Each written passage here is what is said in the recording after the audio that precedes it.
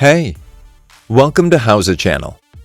In today's tutorial, we will teach you how to assign shortcut keys in macOS.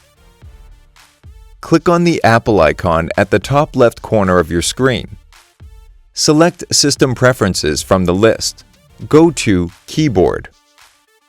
Go to the Shortcuts tab. Select App Shortcuts from the left side list. Click on the plus icon to add a shortcut. Select the application you want to launch with the shortcut. Name the shortcut. Put your mouse pointer into the keyboard shortcut field. Press the keys combo on your keyboard. Click on Add.